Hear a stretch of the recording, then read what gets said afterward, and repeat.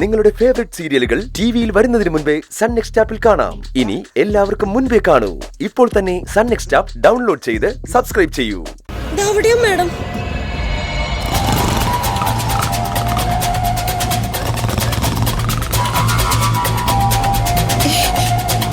എന്താ ഇത്?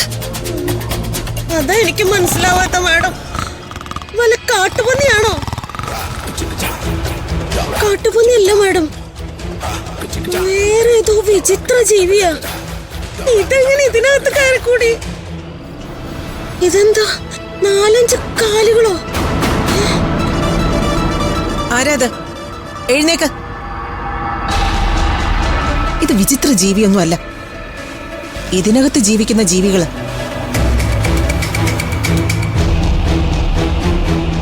എഴുന്നേക്ക്.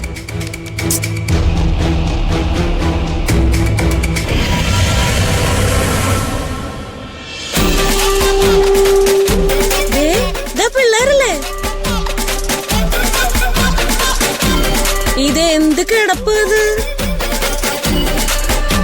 ഏയ് എഴുന്നേക്ക്.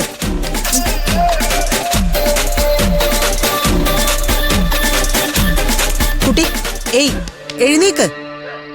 കുട്ടി എഴുന്നേക്കാൻ. എഴുന്നേക്ക്. വന്ന് കിടക്ക്. കുട്ടി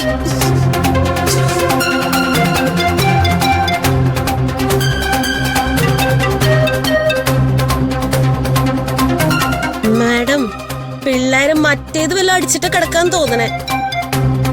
നീ കുറച്ച് വെള്ളം എടുത്തിട്ട് വാ.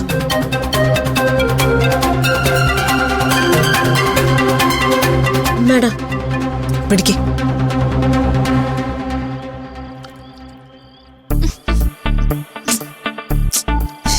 എല്ലാരും എഴുന്നേറ്റ്. മഴ പെയ്യുന്നു.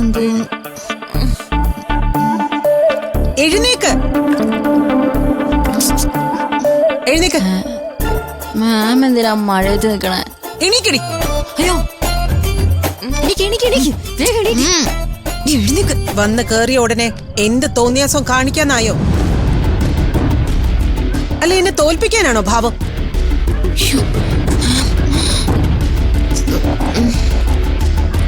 5 പേരെയും 5 റൂമുകളിലാക്കിയപ്പോ അതിന് മറുപടി തന്നതാണല്ലേ? നിങ്ങളുടെ കളിയൊന്നും ഇതിനകത്ത് നടക്കില്ല. നടത്താൻ ഞാൻ സമ്മതിക്കില്ല. ഉറങ്ങാൻ നല്ല കിണ്ണം കാച്ച മുറിയിലപ്പോ കൊതുകടിയും കൊണ്ട് നിങ്ങൾ എന്തിനാ പിള്ളേർ ഇവിടെ വന്ന് കിടന്നേ? ഞങ്ങൾക്ക് ഒരുമിച്ച് കിടക്കാൻ ഒരു മുറിയില്ലല്ലോ, അതുകൊണ്ടാ ഇവിടെ വന്ന് കിടന്ന്. ഒരുമിച്ച് താമസിക്കാൻ മുറിയില്ലെന്ന് പറഞ്ഞതല്ലേ, എന്നിട്ടാണോ ഈ ധിക്കാരം? That's not good behaviour. ഞങ്ങള് മാമിനെ ധിക്കരിച്ചതല്ല. ഒറ്റയ്ക്ക് കിടന്നപ്പോ ഞങ്ങൾക്ക് ഉറങ്ങാൻ പറ്റുന്നില്ല. മാം പറഞ്ഞാ വിശ്വസിക്കുമോന്നറിയില്ല. കുഞ്ഞുനാള് മുതല് ഞങ്ങൾ ഹോസ്റ്റലിൽ നിന്നാ വളർന്നത്. അന്ന് മുതൽ ഇന്ന് വരെ ഞങ്ങൾ പിരിഞ്ഞു നിന്നിട്ടില്ല. ഞങ്ങളുടെ സന്തോഷവും സങ്കടവും എല്ലാം പങ്കുവയ്ക്കാൻ ഞങ്ങൾക്ക് ഞങ്ങൾ മാത്രമേ ഉള്ളൂ മാം.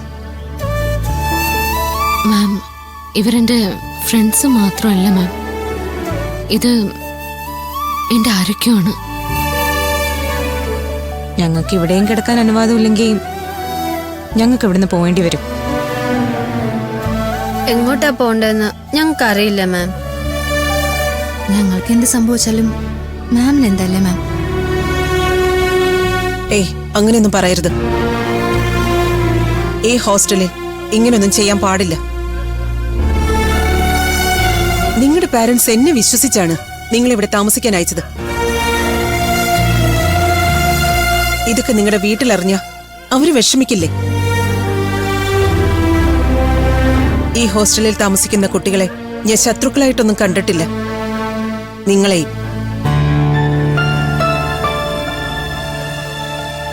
നിങ്ങളെ പുറത്തു കിടത്തിയിട്ട് ഞാൻ എങ്ങനെ സമാധാനത്തോടെ കിടന്നുറങ്ങും?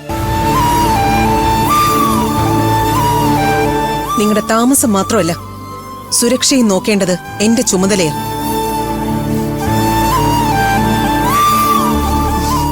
ശരി, നിങ്ങൾക്ക് ഒരുമിച്ച് താമസിക്കാൻ ഒരു മുറി തരാം.